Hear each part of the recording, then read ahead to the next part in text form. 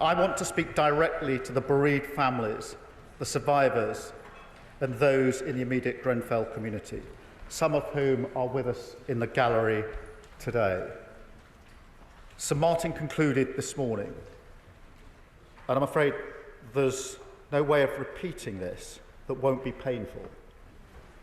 He said the simple truth is that the deaths that occurred were all avoidable, and that those who lived in the tower were badly failed over a number of years and in a number of different ways by, as the report lays out in full, just about every institution responsible for ensuring their safety. Mr. Speaker, in the face of an injustice so painful, so deserving of anger, words can begin to lose their meaning. 7 years still waiting for the justice that you deserve.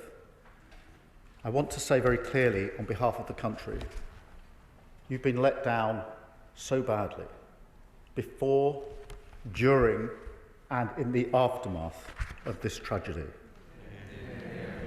And while Sir Martin sets out a catalogue of appalling industry failures, for which there must now be full accountability, he also finds, and I quote, decades of failure by central government. He concludes that in the years between the fire at Knowsley Heights in 1991 and the fire at Grenfell Tower in 2017, there were many opportunities for the government to identify the risks posed by the use of combustible cladding panels and insulation. And he concludes, and I quote, by 2016, the department was well aware of those risks, but failed to act on what they knew. He further finds that the department itself was poorly run, and the government's deregulatory agenda dominated the department's thinking to such an extent that even matters affecting the safety of life were ignored, delayed, or disregarded. So, Mr. Speaker, I want to start with an apology on behalf of the British state to each and every one of you, and indeed to all of the families affected by this tragedy. It should never have happened. The country failed to discharge its most fundamental duty, to protect you and your loved ones, the people that we are here to serve, and I am deeply sorry.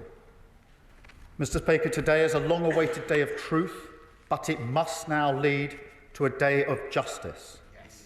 Justice for the victims and the families of Grenfell, but also a moment to reflect on the state of social justice in our country, and a chance for this government of service to turn the page.